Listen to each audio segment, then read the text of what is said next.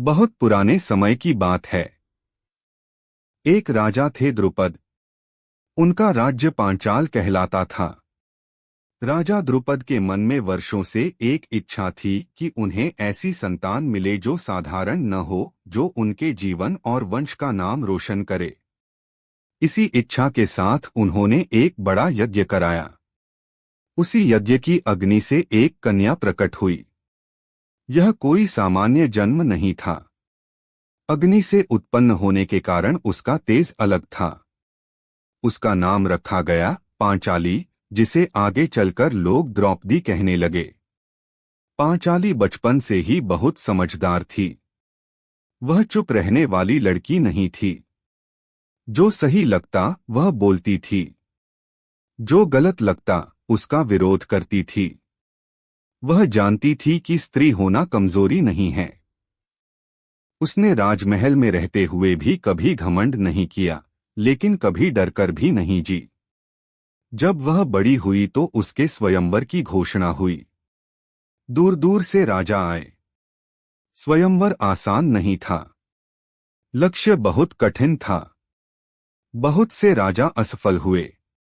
अंत में अर्जुन ने वह लक्ष्य पूरा किया और पांचाली को जीत लिया। लेकिन जीवन यहीं से आसान नहीं हुआ। परिस्थितियों और माता की आज्ञा के कारण पांचाली पांचों पांडवों की पत्नी बनी। यह निर्णय उसके लिए सरल नहीं था। उसने भी मन में कई प्रश्न उठाए होंगे, लेकिन उसने अपने कर्तव्य को समझा और स्वीकार किया। उसने कभी पांडवों के बीच भेदभाव नहीं किया। वह सभी के लिए समान थी और सभी उसके सम्मान में सिर झुकाते थे। कुछ वर्षों तक जीवन ठीक चला। पांडवों का राज्य बसा। पांचाली रानी बनी। लेकिन यह सुख ज्यादा दिन नहीं रहा। जोए की सभा में छल हुआ। पांडव सब कुछ हार गए। पांचाली को भरी सभा में अपमान सहना पड़ा। उस दिन उसका आत्मा रोई, लेकिन वह टूटी नहीं। उसी दिन उसने मन में प्रण लिया कि अन्याय का उत्तर जरूर मिलेगा। उसके बाद वनवास आया। राजमहल की रानी जंगल की झोपड़ी में रहने लगी। ठंड, भूख, डर सब कुछ था। लेकिन पांचाली ने कभी शिकायत नहीं की। वह पांडवों का सहारा बनी। जब वे थक जाते वह उन्हें संभालती। जब वे क्रोध में होते वह उन्हें संयम सिखाती। वनवास के समय एक दिन की बात है। पांडव किसी काम से जंगल के भीतर चले गए थे। आश्रम में पांचाली अपनी सखियों के साथ थी। तभी वहां से एक राजा गुजरा। वह सिंधु देश का राजा जयद्रथ था। वह घमंडी था। उसे अपने बल और पद पर बहुत अहंकार था। जब उसकी नजर पांचाली पर पड़ी तो उसने उसे एक स्त्री नहीं बल्कि एक वस्तु की तरह देखा। उसने यह जानने के बाद भी कि वह पांडवों की पत्नी है, अपने मन को नहीं रोका। वह उसके पास गया और उसे अपने साथ चलने के लिए कहा। पांचाली को यह सुनकर बहुत अपमान महसूस हुआ। उसने साफ शब्दों में मना कर दिया। उसने कहा कि वह अपने पतियों के साथ वनवास में है और किसी दूसरे पुरुष की बात सुनना भी उसके लिए पाप है। जयद्रथ का अहंकार टूट गया। उसने सोचा कि एक वनवासी स्त्री उसकी बात कैसे ठुकरा सकती है। गुस्से में उसने जबरदस्ती का रास्ता चुना। उसने अपने सैनिकों से पांचाली को रथ में बैठाने को कहा। पांचाली रोई, चिल्लाई, संघर्ष किया। उसने जंगल, धरती और देवताओं को साक्षी मानकर पुकारा। लेकिन उस समय वहां कोई नहीं था। वह रथ आगे बढ़ गया। कुछ देर बाद पांडव लौटे।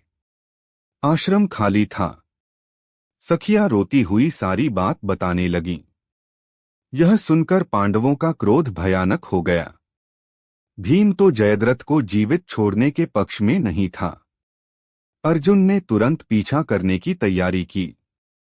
वे जयद्रथ तक पहुंचे और उसे पकड़ लिया। अब जयद्रथ डर चुका था। वह समझ गया था कि उसने बहुत बड़ा अपराध किया है। भीम उसे मार डालना चाहता था, लेकिन पांचाली ने रोक दिया। उसने कहा कि मृत्यु बहुत आसान दंड है। उसने कहा कि अपमान का उत्तर ऐसा होना चाहिए जो जीवन भर याद रहे। जयद्रथ का सिर मुंडवाया गया। केवल 5 चोटियां छोड़ी गईं। उसे अपमानित अवस्था में छोड़ दिया गया। यह दंड उसके लिए मृत्यु से भी बड़ा था। जयद्रथ अपने राज्य लौटा। उसका मन बदले से भर गया। उसने तपस्या शुरू की। उसने देवताओं से शक्ति मांगी ताकि वह पांडवों से बदला ले सके। समय बीता। महायुद्ध हुआ। कुरुक्षेत्र का मैदान योद्धाओं से भर गया। युद्ध के दौरान एक दिन ऐसा आया जब अभिमन्यु चक्रव्यूह में फंस गया। जयद्रथ ने पांडवों को रोक लिया। कोई भी उसकी सहायता के लिए नहीं पहुंच सका। अभिमन्यु वीरगति को प्राप्त हुआ। यह समाचार अर्जुन को तोड़ गया। उसने प्रतिज्ञा ली कि यदि सूर्यास्त तक जयद्रथ का वध नहीं किया तो वह अपने प्राण त्याग देगा। पूरा युद्ध उसी प्रतिज्ञा के इर्दगिर्द घूमने लगा। अंत में जयद्रथ मारा गया। उसका अंत वैसा ही हुआ जैसा उसके कर्म थे। जब यह समाचार पांचाली तक पहुंचा तो उसने न खुशी मनाई न शोक। उसने बस आंखें बंद कीं। उसका मन शांत था। वर्षों पुराना घाव भर गया था। पांचाली का जीवन आसान नहीं था। उसने हमेशा संघर्ष किया, लेकिन उसने कभी अपने आत्मसम्मान को नहीं छोड़ा। उसने यह सिखाया कि स्त्री का धैर्य उसकी कमजोरी नहीं, उसकी सबसे बड़ी शक्ति है। यह कहानी यही सिखाती है कि जो अन्याय करता है उसे एक दिन उसका फल जरूर मिलता है। देर हो सकती है, लेकिन न्याय से कोई नहीं बच सकता।